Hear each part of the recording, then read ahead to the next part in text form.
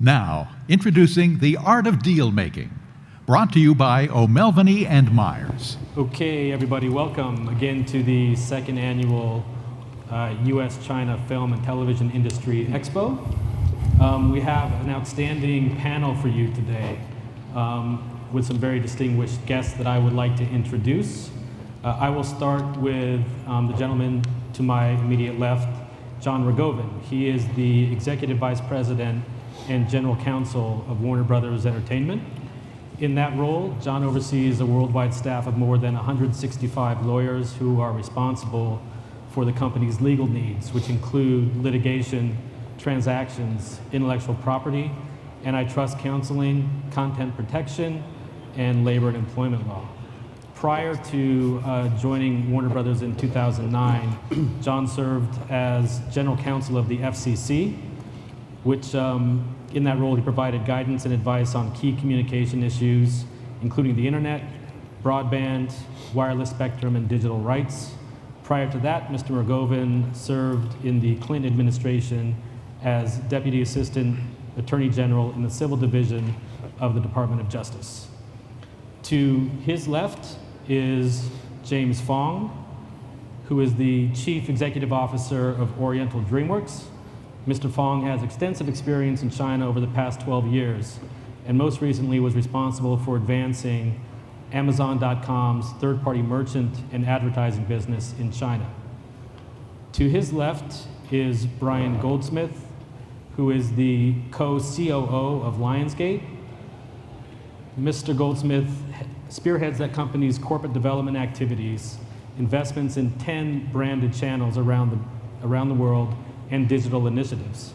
Mr. Goldsmith was instrumental in the company's acquisition of Summit Entertainment in 2012, and he's played that same type of role in many of the company's strategic deals, which include their partnership with Viacom and MGM in the Epix channel, and the company's launch of Celestial Tiger Entertainment in Asia with partner Saban Capital Group and Astro Celestial Pictures.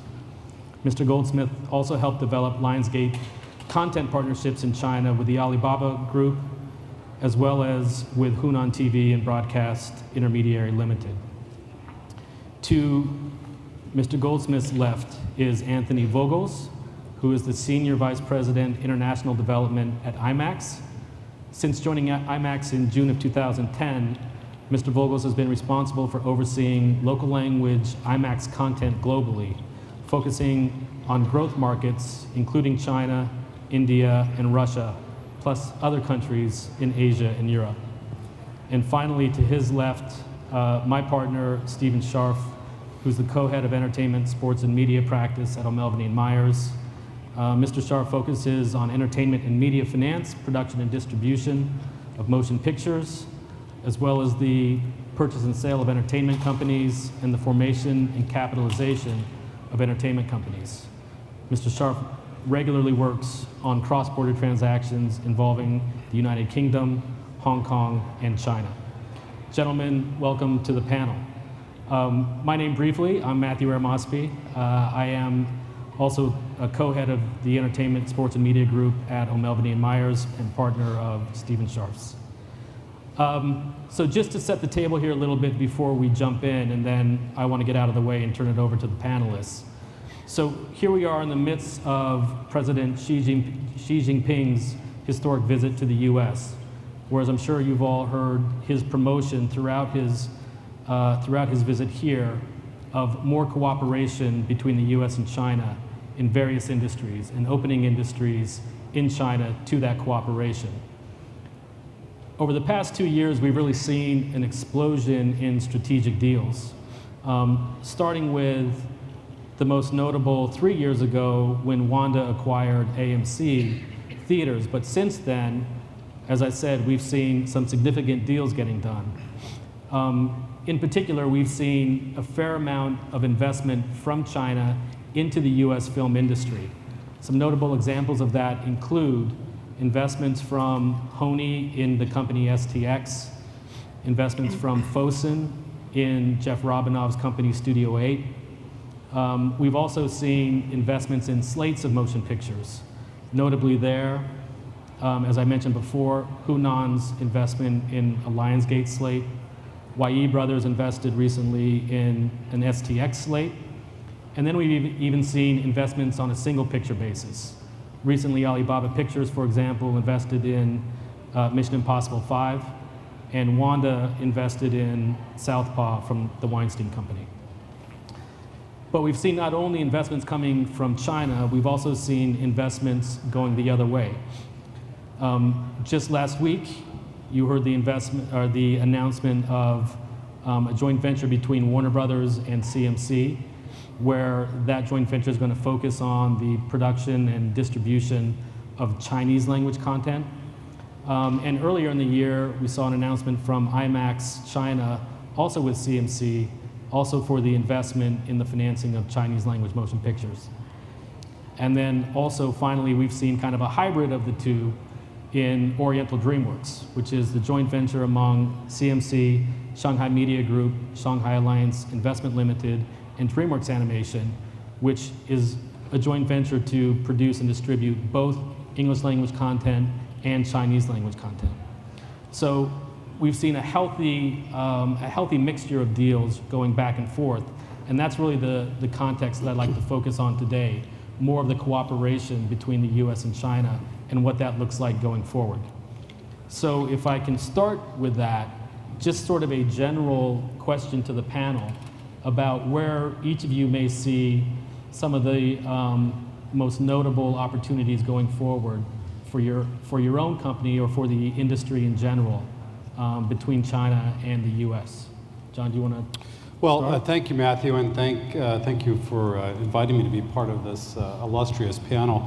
As you mentioned, we did just recently announce our joint venture with China Media Capital for the creation of a joint venture called Flagship, which will be in the business of developing and producing and distributing Chinese language films.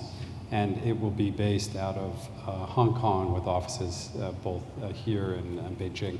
And we are extremely excited about it, extremely excited about our partnership with CMC, and we're looking forward to creating a robust slate of Chinese motion pictures. And it's obviously against the backdrop of a rapidly changing market in China for local language films. And it also is against the backdrop for us as a company looking for opportunities, strategic partnerships, and alliances across all of the work of the studio. Film is obviously a big part of it, but we're in the business of creating television shows and games and comic books, and we're extremely excited about the opportunities and looking aggressively. Great. Thank you, John. James, how about for Oriental DreamWorks? For us, we were formed about in 2012 when then President Xi was vice president. He announced a deal alongside John Biden with us here in Los Angeles. We're somewhat of a hybrid, like you mentioned. We're actually a studio. We have about 260 people based in Shanghai. Out of those, 200 of them are actual artists who are producing movies right now for us. Whether it be animation or live action, we also have at works TV series and internet series for not just the Chinese community, but also for the global audience. We're very excited about that opportunity, and one of the things that I think that made us very unique is our endeavor to trying to figure out a way to marriage the best of the Chinese stories and the best of the Western storytelling methodology, integrate them together to present a very amazing format of storytelling, of the movies. I think Monster Hunt recently in China is a good example of what can happen if done properly. And what we're trying to do is take that particular format, extend it to not just for China, but also for audiences around the world. Great, thank you, James. Brian. Look, from Lionsgate's perspective, it's an incredibly interesting time to grow our business in China together with local partners. Everyone here knows how rapidly the Chinese marketplace is changing for media. The growth in the theatrical box office has been astounding. Digital video is growing at a rapid rate. And there's just been a higher level of dialogue between certainly U.S. Media companies and Chinese media companies, and that for deal making, as that is the subject for this panel, that is an incredibly interesting opportunity. So, we're structured a little bit differently than some of the other folks here, in that we're a smaller company. I think we probably have under 700 employees worldwide, and for us, we've historically relied on partnership relationships, just in general. So whether it's Studio Canal or Televisa or Miramax, we've always relied on partners, particularly in non-US, non-UK territories, to grow our business. And so for us, what China represents is just this amazing opportunity to bring that same partnership approach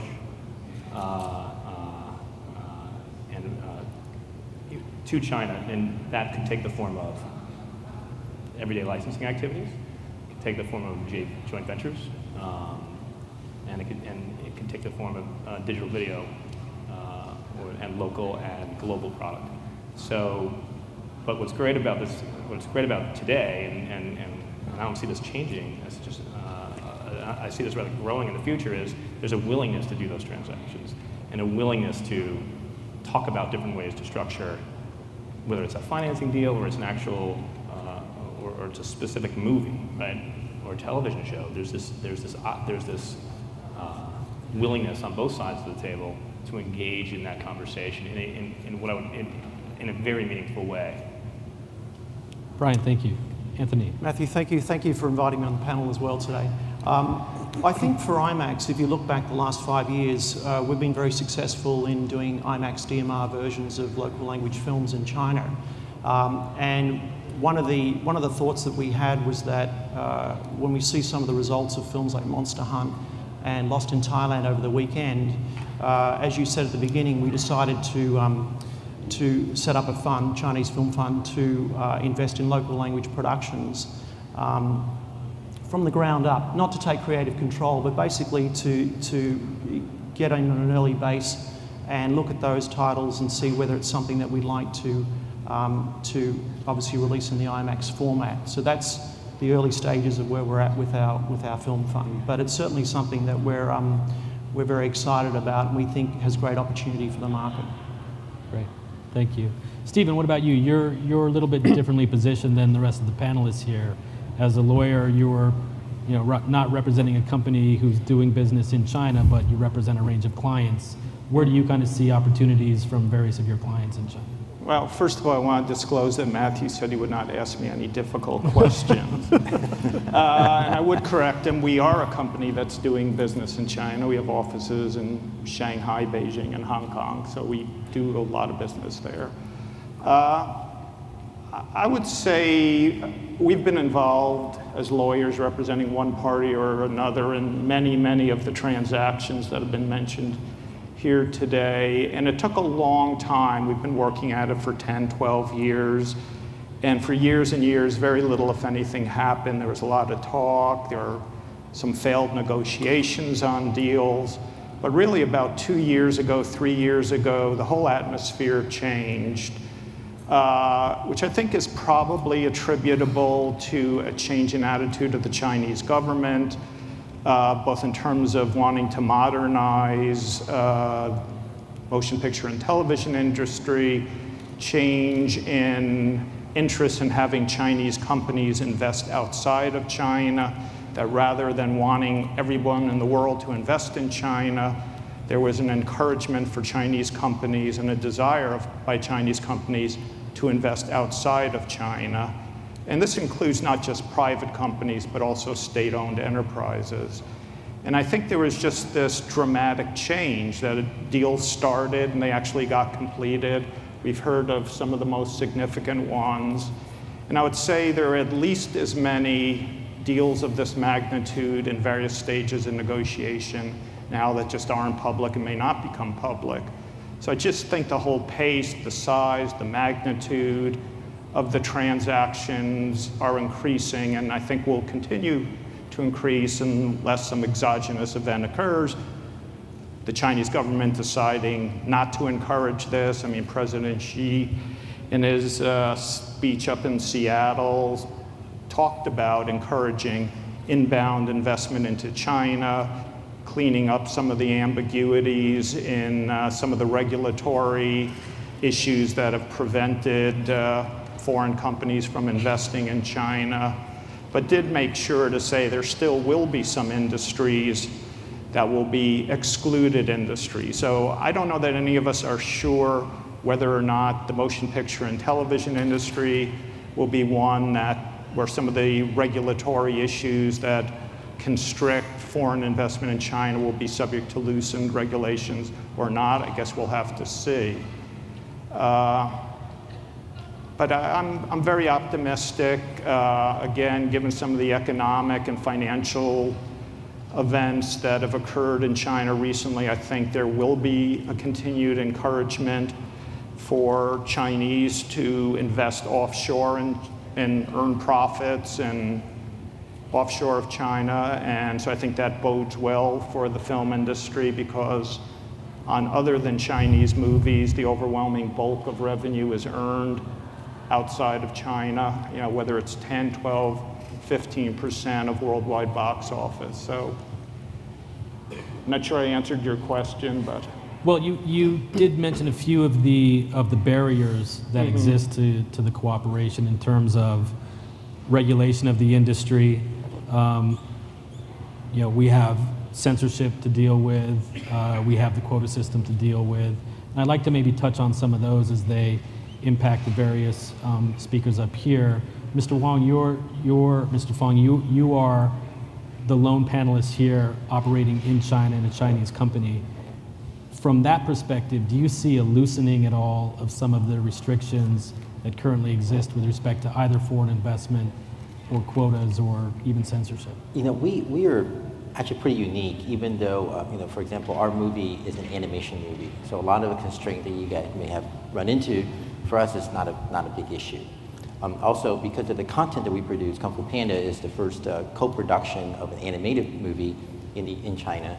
That also, the topic itself lent itself to be a very unique situation, and where this has a long history. The Kung Fu Panda, as you know, is a franchise that was started many years ago.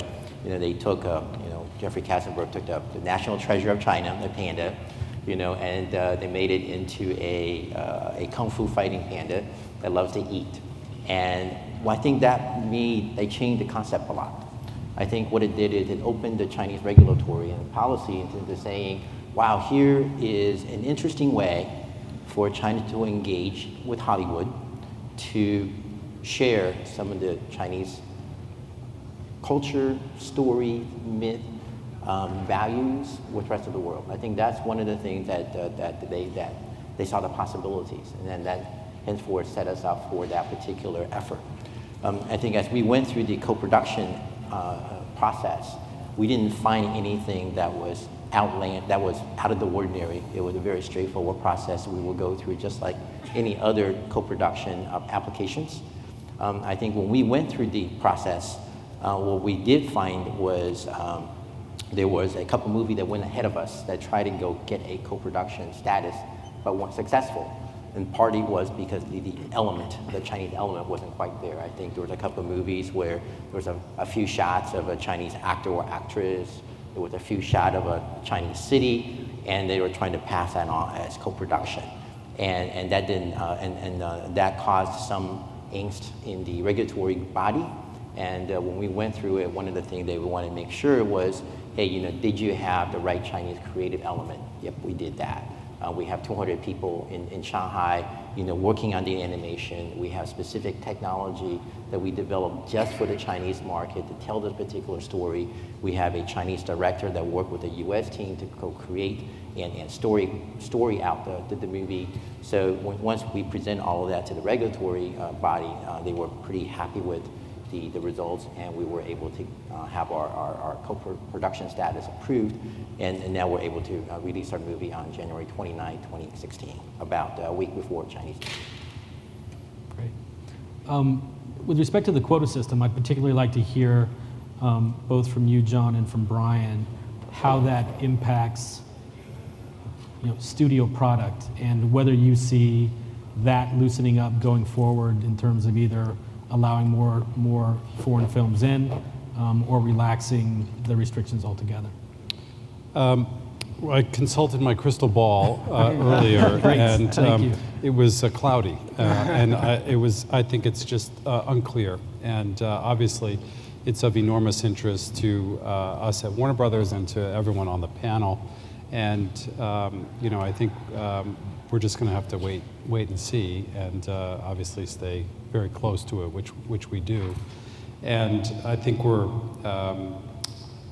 obviously, we think it would be a good thing to relax the quota. I think it's good for the Chinese economy. I think it's good for creation of content, and I think all the way around, it's a good thing.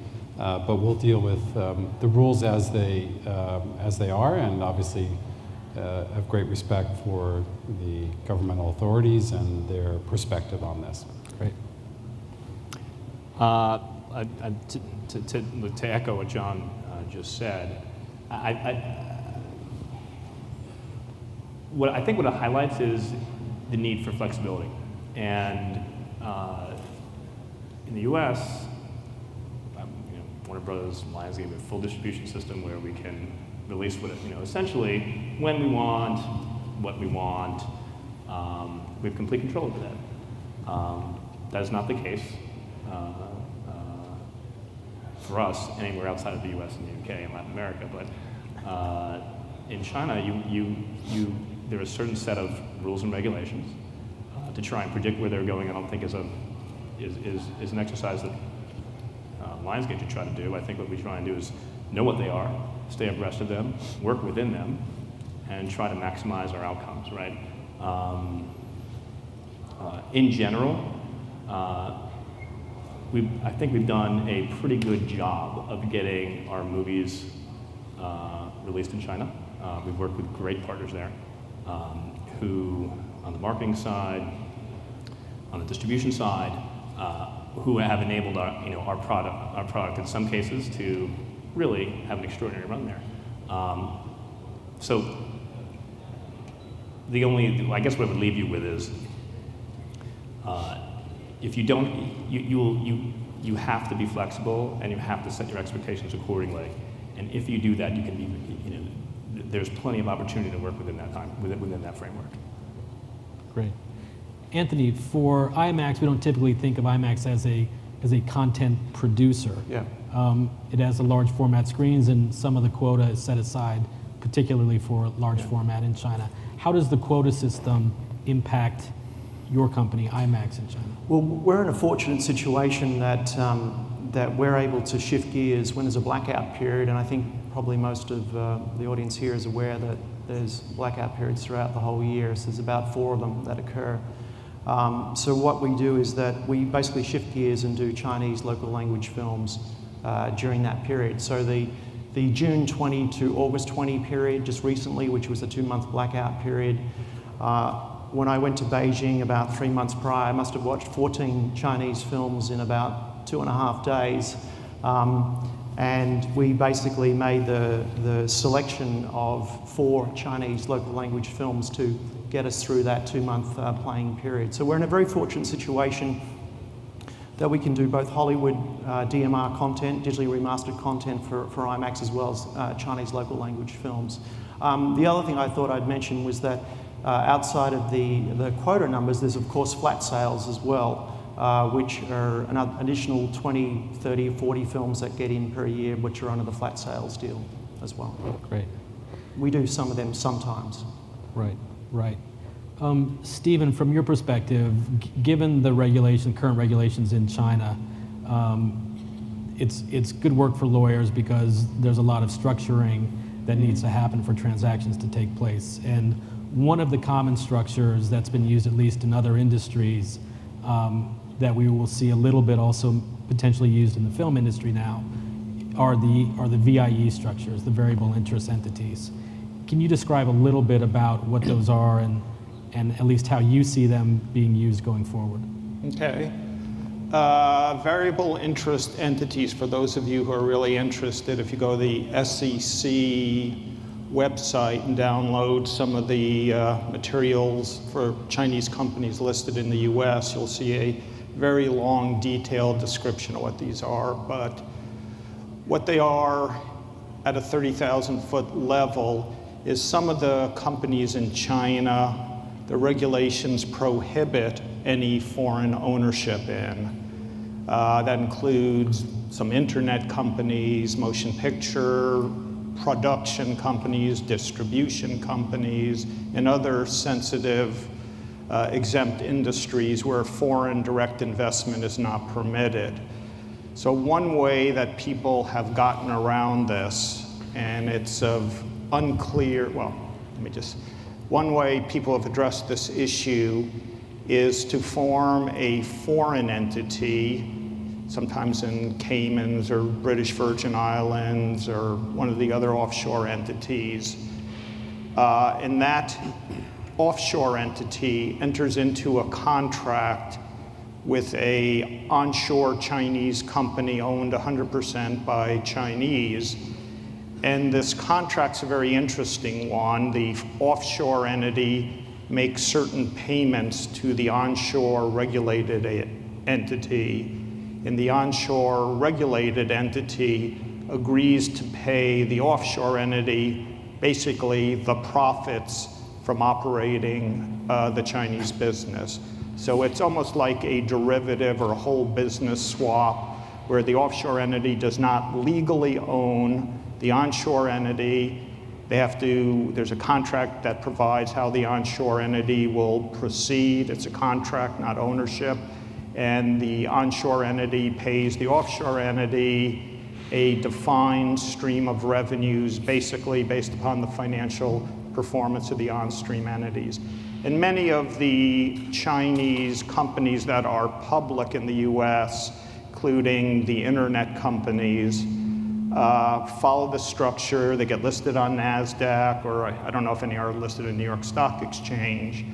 But basically, when you're buying a share of stock, you're buying a share of stock in this offshore entity, not in the Chinese entity. And what you're getting is an interest in a company that has a right to receive a certain cash flow under a contract. So the lawyers in us look at these and say, oh my God, how can you do that? This is really tenuous. You're not investing in the company yourself. You're relying on third parties performing contracts.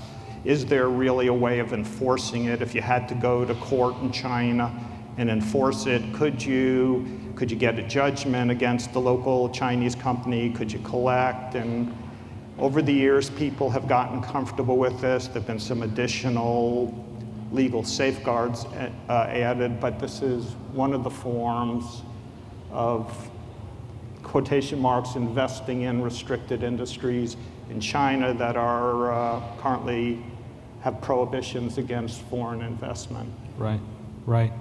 Thank you, Stephen. I want to come back to something that Brian, you had mentioned earlier about Lionsgate and how it typically uses partners in different territories as a means of conducting business. Given all the restrictions in China and the regulations, particularly with respect to content production and distribution, it requires companies here to find partners to do business with. So I'd like to hear from you and from John as well and James. How do you go about finding your partners in China, given how important it is? Yeah, so it's a great question. About almost 5 years ago now, maybe 6 years ago, we formed a company along with some other partners in Hong Kong to actually do two things.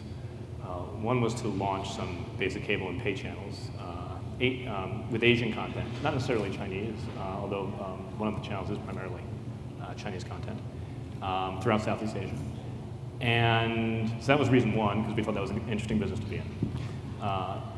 The second reason why we formed it was we just sort of looked ahead at the growth in Southeast Asia and then also in China, and thought that would be a really interesting place to make sure we have some local knowledge. So in addition to the regular channel staff, we threw in, we housed a licensing company within that venture. And now we had 3 people based in Hong Kong whose job it was to travel throughout the region, and we impressed upon them how particularly important it would be to spend time in mainland. And so we were there relatively early for a smaller company at the time, right? I think at that time our market cap was a sixth of what it is today. So part of that is just going there. Actually having people locally who don't have to get on a plane for 14 hours, do a bunch of meetings for a week, pop back, and then you don't see them for 3 months. That's not an effective way to do business. So what we've done as a company is actually put more people locally, and now we actually have a staff growing in Beijing. But so that every day we're interacting with the leading state-owned and private enterprises in the media and entertainment space in China. And in addition to that, our senior executives consistently rotate, so to speak, through China. So I'm there every 2 to 3 months. I'm there for 7 to 10 days. 2 or 3 other senior executives, some focused in production, some in television, do the same thing. Actually earlier this year, we threw a workshop for some of the leading film and TV companies about how we actually make movies in the US and how we distribute them. Where we flew in our head of production, our head of post-production, our head of development, and our head of distribution, and just had them sit down, we rented out a space, and just talked to people who we've been in business with for the last 3 years and said, guys, we know now a lot about your business. You need to know a little bit more about ours, and from the people who actually develop, produce, and distribute movies worldwide. And for us, those are just additional ways to strengthen and deepen those existing relationships.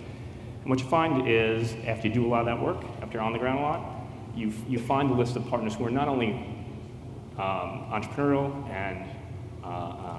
and whose companies themselves are leaders in their industry, but people who, there's just that sort of intangible in any negotiation or any relationship where you find people who you feel you can do more business with, right? And to actually get that, to sort of, to find those people and to grow those relationships just requires time on the ground. You have to be there. Right. James, how about for you? Obviously, DreamWorks Animation being the key partner for you. Right. So we're actually pretty interesting. So we came about because we were sort of born into a relationship. So it's, so that makes us somewhat unique. But I know that prior to the consummation of this joint venture, I know that Jeffrey spent a tremendous amount of time in China. He was at one point, I think even nowadays, he's traveled to China at least for a long time. He was doing it once a month. Now he's doing like maybe once every month and a half. But I'm sure he'll pick up once Kung Fu Panda gets released. So there's a tremendous amount of interaction between the executive at the U.S. studio and the Chinese partner that he meets. And I know that our partners in CMC also travel extensively to the United States, to Hollywood, to New York, so on and so forth, to London, to also meet the people. I think the emphasis on building that relationship over time, establishing some kind of a dialogue, and eventually developing that trust is really important. Otherwise, if it wouldn't be comfortable going into any kind of a business venture if you don't trust your partner to some level, to some extent, regardless of how well crafted your contract is. Because at the end of the day, when you're operating on the ground, rather you're doing a production, in our case, a typical animation takes 3.5 to 4 years to make, you can't rely on legal piece of paper all the time to refer what you want to do. This is a very much a working process that requires the legal framework, but yet at the same time have a very close relationship in terms of how do you work through issues that have maybe no prior templates. There are a lot of things that comes up that have no other real world equivalent except those that we're going through right now in this particular joint venture. For example, the Kung Fu Panda is the first co-production in animation of any kind. So how how do we think about distribution of that? Because now we're creating a movie that actually has two versions. So there's an English version that you're all familiar with, you know, the Poe and everything. We're speaking English, their mouth and everything were animated to the English language. We're creating at the same time a Chinese version of the movie that had its own dialogue script. It's somewhat different than the US because a lot of the joke just doesn't translate, right? And then how do you get that dialogue going? And then we're also animating the characters so that when the character speaks and they are speaking these local relevant dialogue, you know, their mouth matches the words. And that makes a tremendous amount of difference. Well, so if you're thinking about you're a movie theater owner, you're doing distribution, you're used to distributing two types of movies. There's a dub version and then there's an English version. Now we're introducing a third version. That makes a very interesting dilemma for the movie theater. How are we going to work through that? You know, how are we going to show, which version are they going to show? How are they going to split up the sessions? How many movie screens are they going to open for one version versus the other? So those are some of the amazing things that we're running into right now. We're debating, we're having an interesting conversation about how to work through those. These things are not anticipated by any of the agreements, and yet these things are the things that we have to go work through. Another thing is the way that we think about the scripts production. So, you know, we're working with a lot of other ideas, and we need to go figure out how to create agreements with writers in the US. Well, many of them are WGA bounded, and so how are we going to work with WGA? So that's another level of partnership. It's not just with the studios themselves, but also with the guilds themselves here in the United States, the partnership with the associations. How do we go about finding those writers, making sure that we structure the contract that they find comfortable, but at the same time giving them also a very trusted source that they can learn about China, so they don't feel like we're taking advantage of them, we're any of the Chinese studio taking advantage of them. We want to make sure that the guild, the various associations have the right information over the market, so the writers, the producers, and the directors will be able to go there and get that information and be able to make an informed decision about how they want to work with the Chinese studio like ourselves. Thanks. John, how about from a legal perspective as general counsel of a media conglomerate whose parent is public? Yeah. What are some of the concerns that you focus on when you're choosing partners? Well, our experience is very much like my fellow panelists. There's no one source of where we're hooking up with our partners. For some, like a China Film or China Media Capital, we have had a relationship of long-standing, and there are repeat players that we're encountering with whom we've been doing business for a lot of years. We've been active in China, like everybody else, for many, many years on the distribution side, on the production side, and so we have a lot of relationships that we rely on, particularly where we're dealing with new parties that we don't have a relationship. We do take very seriously our compliance obligations, and we have a very rigorous process where we want to diligence our partners and really understand the background, and that can be particularly challenging when doing business in China because we get kind of spoiled here in the United States with access to publicly available information. There's not as much of it over there, and so that's particularly a challenge. We rely a lot on the usual tools of diligence, but we're also trying to get as much local intelligence as possible. One of the interesting aspects is obviously the very rigorous anti-corruption campaign by the Chinese government, and we have a lot of shared interest in that, in making sure that business is done on a level playing field. Sometimes we hear something akin to, don't worry, the Chinese government is on an anti-corruption campaign, nobody's going to do anything that you would be uncomfortable with. And while we hope that's the case, we don't stop there because of our deep commitment to compliance with complying with all the relevant statutes like the FCPA or the UK Bribery Act or others. And so we take it very, very seriously, and we call upon our top law firms like O'Melveny and Myers to help us do that. And you guys haven't let us down yet, so don't start now. $20 goes a long way in that. Great, thank you. Let's shift gears a little bit and talk for a moment about the changing landscape within the China market itself. And Anthony, in particular, maybe you can talk to us about how that landscape may be shifting in ways that may be unexpected and how that will drive Sure. cooperation going forward. You know, I think I spent a lot of time in China, and I lived in Southeast Asia for 6 years. And I've noticed in the last 2 or 3 years there's been a shift a little bit away from the traditional wuxia martial arts type of films to more of more contemporary films that are related more to a 15 to probably 25, 28-year-old audience.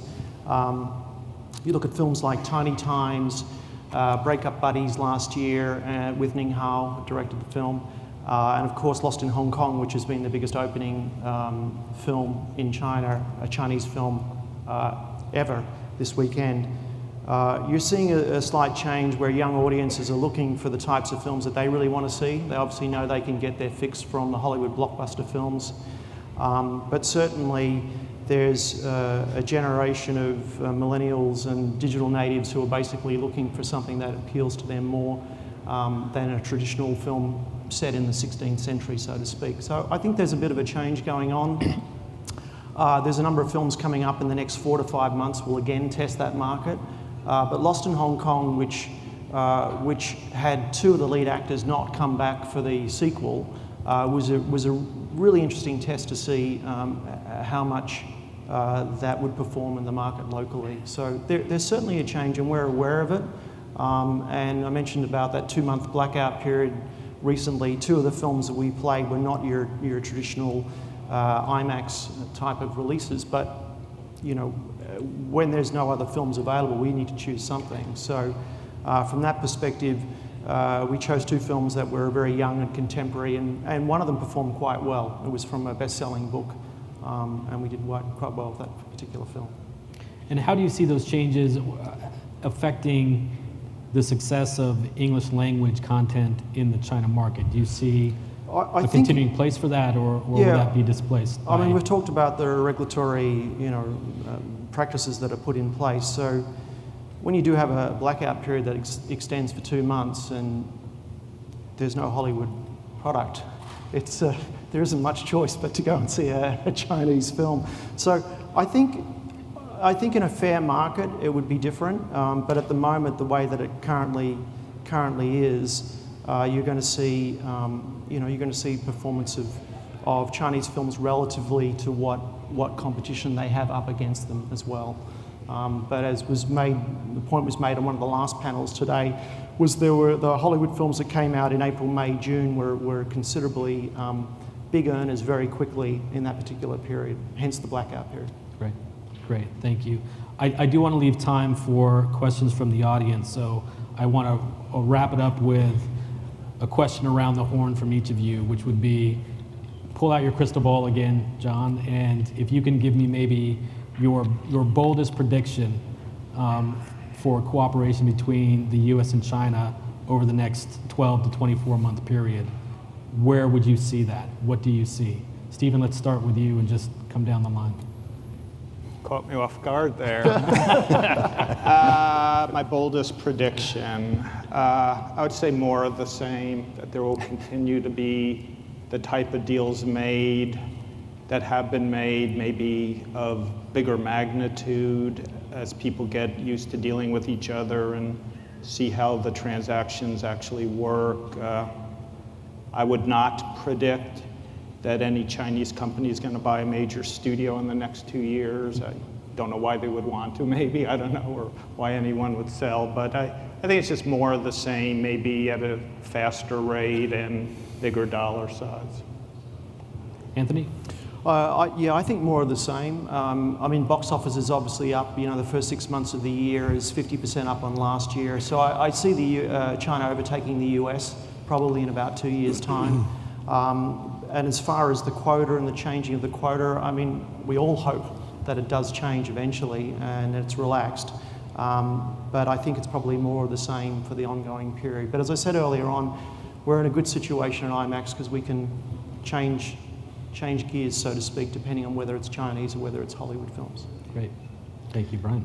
Generally don't make bold predictions, but I would say that, look, the track record of growth we've seen in the Chinese marketplace, I see that continuing.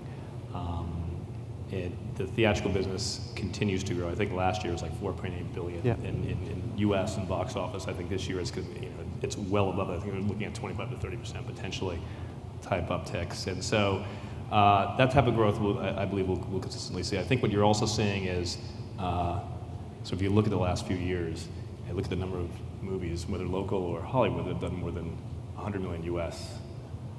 In box office in China, that number has continued to grow. And so, like when you actually start looking at it, the bar of what's a big commercial success has really shifted in the last 12 to 18 months. And I think you're going to continue to see more of that. So we remain very optimistic about China in general and Lionsgate's positioning and growth of the initiatives we've started over the last few years. We just see those continuing to grow. Great. Thank you. James. I'm going to be more specific. Everyone's talking about 50,000 feet. I'm going to try to get to about 5,000.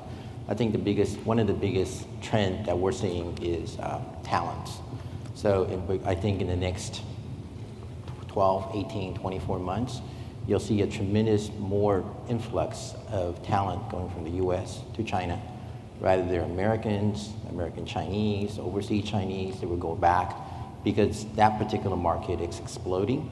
And part of it is also the availability of a lot of ideas here. For example, a lot of scripts. Like, we have a lot of, we send our development people here. We actually have a pretty recurring development trips out here with my development team. We look at, we talk to agents, we look at scripts. Last time we brought home, over 100. We actually had a shortage of readers. We had to go out and find readers to go through all of this, to get the write-up for us so we can go through all the scripts. We definitely see a tremendous amount of shifting in terms of talent and ideas from one side to the other. And this is no different than any other industry that I observed in the last 20 to 30 years in China, be it auto, pharma, tech, internet. It always starts with the budgeting of a market, and then huge amount of influx, and then it gradually hits to a certain peak. And then the Chinese market then, with enough talent and ecosystem, start to magnify and grow exponentially, like you see in the current China tech or China internet market.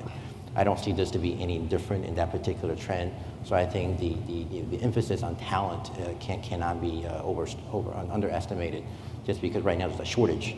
And also there's an opportunity. So I think the talent will always go where the opportunity is. Thank you, James. And John. Well, I certainly agree with my thoughtful co-panelists. I think that's exactly where I would predict. I did, however, look in my crystal ball, and I didn't want to disappoint you. Thank you. I see filmed entertainment over wearable devices in driverless electric cars. That's a bold prediction. That's my prediction. That's a bold prediction. Thanks very much. Okay, let's open it up to the audience. Any questions for our panelists? Do we have a microphone going around, or go ahead? I have a question for the council. Your model of Cayman Island and China, would that still work when you have FATCA coming up in 2016? We have what coming up? FATCA, foreign tax. For U.S. issues? Well, most of the U.S. companies that participate in these offshore entities pay tax in the U.S. They're not doing it to avoid paying tax in the U.S. But how would FATCA affect it? I don't know. I'm not a tax lawyer. I work with tax lawyers, but there's no anti-avoidance intention from the U.S. So I don't know how FAFTA would I'll take a question from Mr. Fong. Are you planning, are the Chinese companies planning to invest in startups in the U.S. in terms of entertainment, technology, or in terms of starting a new business? For War Oriental, I can't speak for other Chinese companies. For War Oriental DreamWorks, our current plan is not to invest in the U.S. We will invest in ideas and scripts and things like that, but not in a company perspective. Not like I'm going to go out and buy a company or anything. Other questions? I think there's actually a microphone right here if you want to go right in the aisle here. If you want to go back and... Yeah, just there's a microphone over here, so maybe we can go over to the microphone. That might be an easy way to do it.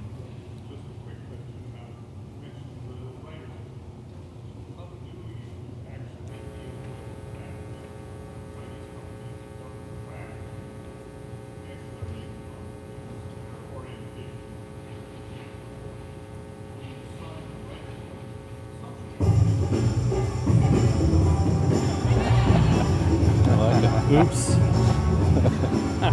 Hold on one second. There we go. That was awesome. Wow, fanfare. That's awesome. That's great. We'll stop the image. Just start dancing.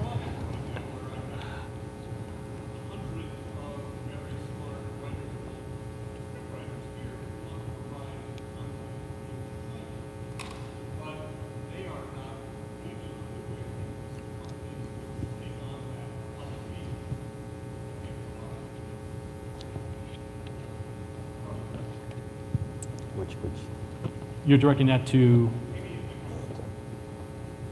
Since I brought it up, I think I'll answer. So I mean, we were part of the guild, so we were members. So we would take on our obligation to go do that. I can't speak for other Chinese companies, but I think that at some point there might be an evolution where there has to be some kind of arrangement for that to happen. If they want to have access to certain quality writers, I think that's something that. But that's something that will work itself out over time. But from our perspective, we're happy to work with any WGA writers, and we have done so before in the past, and we'll continue to do so in the future. I think the good news and the bad news, primarily bad news, is in China at the moment there's very little income from other than theatrical exhibition. So, in terms of online streaming, I think the amount of money you receive, if that's the way guild residuals are calculated, are easily determined. How much did you get from Baidu, Tencent, Alibaba? I think there's almost no physical DVD sales now, and I don't think there's very much, if any, free TV exhibition. So I don't think the magnitude of the problem is very big, and I would think if the signatory signs appropriate guild agreements and actually accounts based on what they're supposed to do, it's not that big of an issue. They may not be willing to do it, but I think they can do it.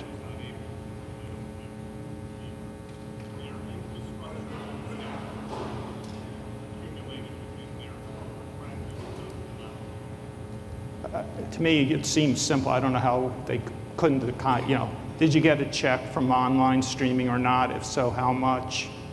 I don't know the complications.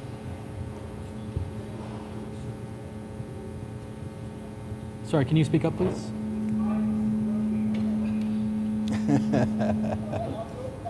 Thank you.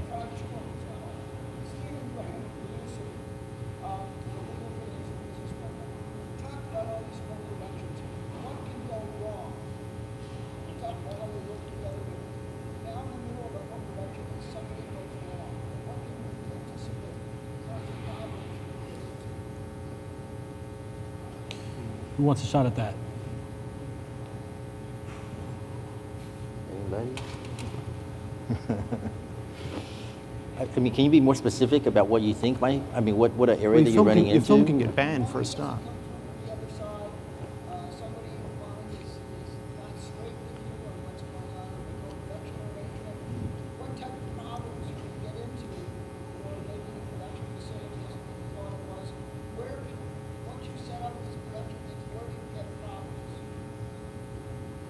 Like, I can't speak for anybody else, because for us, we're in a co-production now, but then again, our co-production partners are all basically aligned. So all the problems you talked about, I haven't run into. So we have, there's some of the difficult hurdles might be on the regulatory side in terms of getting the right documentation, providing the right substantiation of those of what's required. But I have not run into a situation where, some of the the problem you ran into maybe somebody you ran into in Warner Brothers, Lionsgate, or IMAX?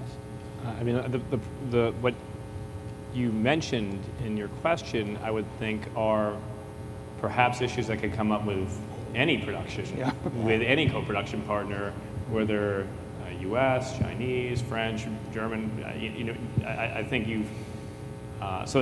So I guess there can always be a problem. I think in general, what you want to do is work with companies and individuals who you've built a trusting relationship over time, and as in all relationships, sometimes something goes wrong, and that's when the strength of that relationship is tested, so that you can figure out a solution with your partner, right, that enables you to be successful together.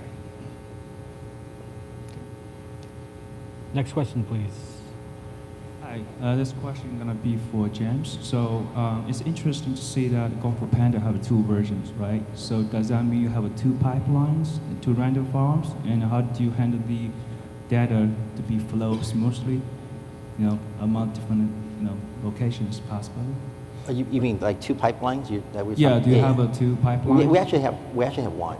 So it's pretty interesting is how we do that is we actually do a tremendous amount of data transfer between Glendale and Shanghai. Right. So every night there's a huge amount of data go from one to the other. We also make sure that a lot of our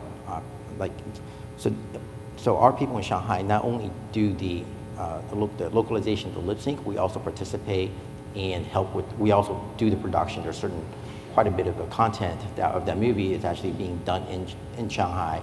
That's being shipped over, rather it be animation, lighting, servicing, anything like that. So we all participate in that. So that's a singular pipeline that we have that we slot it into. Now, regarding what you're specifically talking about, you have the two versions. What we try to do is we try to have the English version done as quickly as first, and then when they have one sequence is done to a certain level, they will hand it over to us. We would then go to a very rigorous localization process. So it's not your typical, hey, I'm just going to translate the dialogue into Chinese and be out with it. We actually go through a pretty rigorous process where not only do we translate that and go through that process, we actually have script writing teams that sits down with us and say, all right, how do we make this dialogue into Chinese?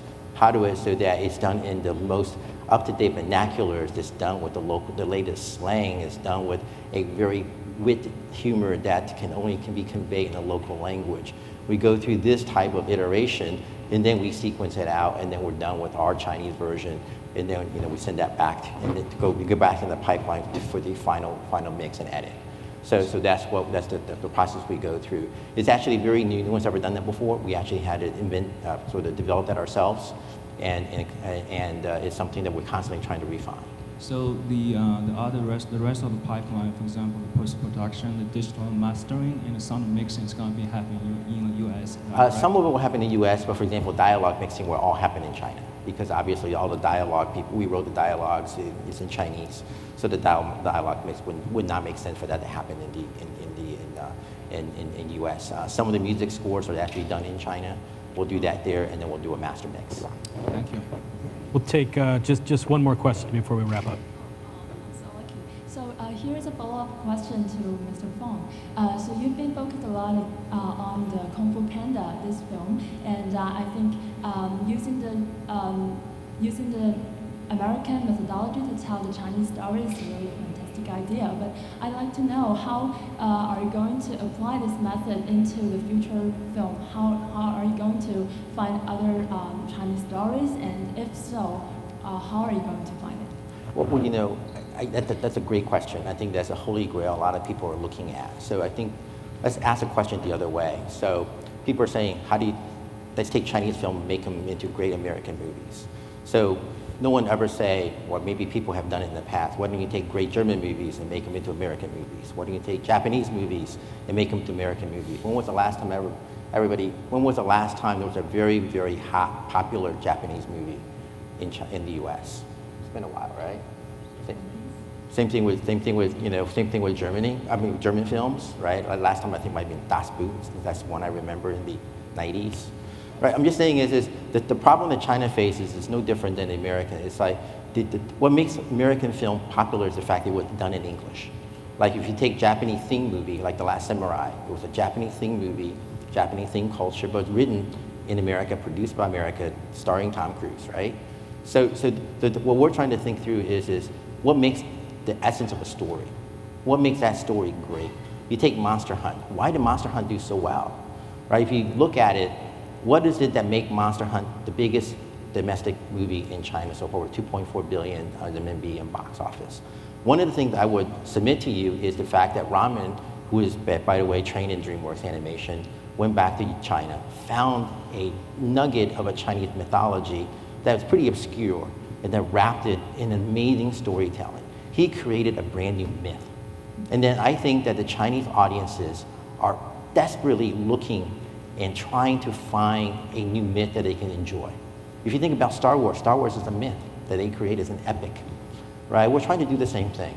I think to be successful in that film market in China is how do you find that myth that resonates not only in China, but also in English? And I submit to be able to be successful in both markets, you may need to have two versions of that myth to be able to translate well and broadly, because prior to China being will become the largest film market in 2018 or so, there's been no other market but the English market. So in the new world, what happens with now two 10 billion plus box office market in two completely different languages? Do you need two versions? You may. Thank you, James. Thank you for the questions. I'd like to thank our panelists again for sharing their time with us. Join me in a round of applause. Thanks. Thanks, everyone. Thanks.